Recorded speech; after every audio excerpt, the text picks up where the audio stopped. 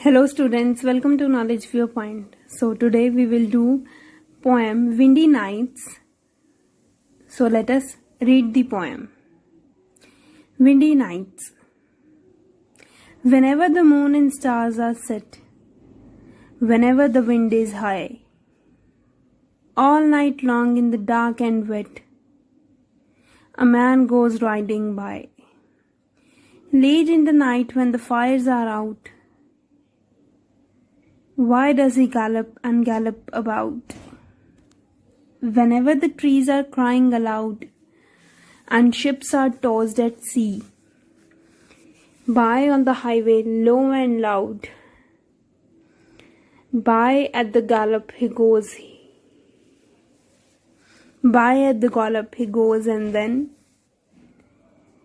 by he comes back at the gallop again. So this is poem Windy Nights. Now let us understand what it is. So let us understand the poem Windy Nights. This poem is written by Robert Louis Stevenson, which was born in 1850. He was a Scottish poet and write this type of poems. So whenever the moon and stars are set, whenever the wind is high, all night long in the dark and wet, a man goes riding by.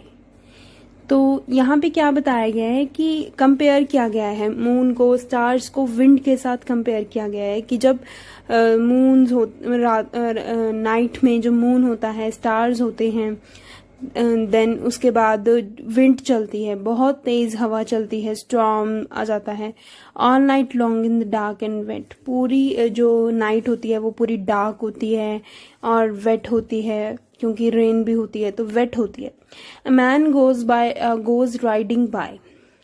तो wind को picturise किया गया है as a man. जो wind है वो as a man दिखाया हुआ है कि जो हॉर्स पे एक मैन राइड कर रहा है उसे विंड की तरह बताया गया है, विंड के जैसे पिक्चराइज किया गया है यहाँ पे.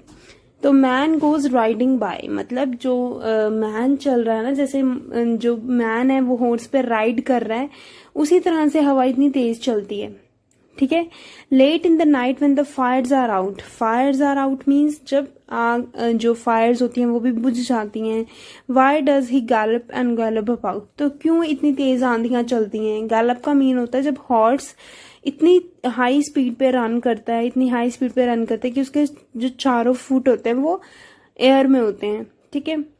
Whenever the trees are crying aloud, तो क्योंकि ट्रीज भी इतनी जोर जोर से हिल रहे होते हैं और क्राई कर रहे होते हैं. And ships are tossed at sea. Tossed at sea मतलब शिप्स भी होती हैं वो जो वाटर में, सी में अप एंड डाउन वेव्स, जो हवा की वजह से, विंड की वजह से जो वेव्स आती हैं उनमें ऊपर नीचे शिप्स हो रही होती हैं. By on the highway low and loud, by at the gallop goes he, by at the gallop he goes, and then by he comes back at the gallop again.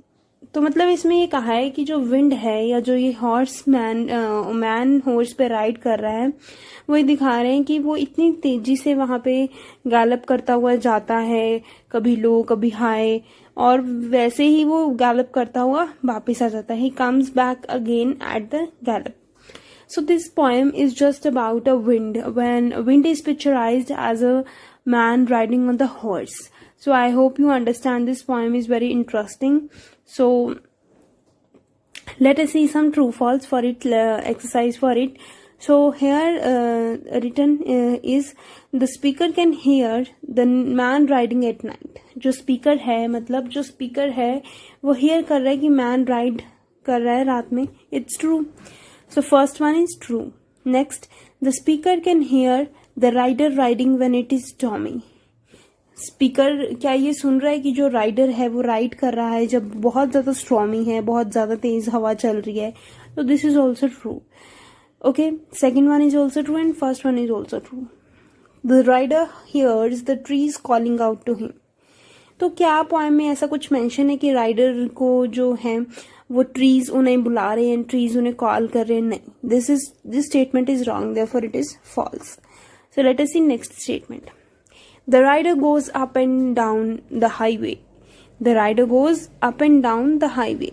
So this is true. जो rider है वो goes up and down on the highway, वो ऊपर नीचे highway पे जा रहा है। Speaker can hear the rider when the sea is calm. क्या आपने ये सुना है कि सी काम है? नो, वी हैव लिसन कि जो शिप्स हैं वो टॉस कर रही हैं सी में, इनफैक्ट वहां पे भी बहुत तेज लहरें हैं। तो this statement is false. Fifth one is false, fourth one is true. It is the wind during a storm that sounds like horse rider. It is the wind during a storm that sounds like horse rider. तो क्या ये wind है जो storm के वक्त पे जो house rider की तरह साउंड करती है? यही इस पोएम में हमें बताया गया है। This statement is true. Sixth statement is true. यही हमें पोएम में बताया गया है, पिक्चराइज कराया गया है कि जो एक हॉर्स है, एक मैन राइड कर रहा है हॉर्स पे, वो हवा है, दैट इज विंड। उतनी तेजी से हवा जो है, विंड जो है वो चलती है रात में, और हर चीज को उन्होंने कंपेयर किया हुआ है एक दूसरे के साथ। तो this statement is true. What do these phrases from the poem mean? Tick the correct answer. तो let us see these phrases. The wind is high, तो इसका क्या मतलब है कि इट इज वेरी विंडी, और the wind is flying high. क्या मतलब है इसका? इसका ऑप्शन आएगा A, it is very windy. Second option is wrong. Okay, तो A option, it is very windy, बहुत ज्यादा विंडी होता है। तो next, in the dark and wet. In the dark and wet में क्या मीनिंग है? In the river when it is dark, at the night in the rain.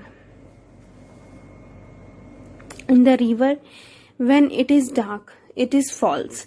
River का कुछ वहां पे मेंशन नहीं हुआ। At night in the rain, तो यहाँ पे ये सेकंड इसका जो पॉइंट है वो ट्रू है। When the fires are out, fires are out का क्या मीनिंग है? When people have put out the fires and have gone to sleep, या when the fire goes out of the house.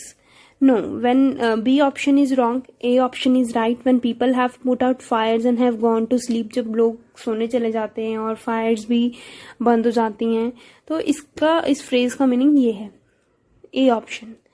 Now fourth, by at the gallop, he rides by very fast, he rides very slowly.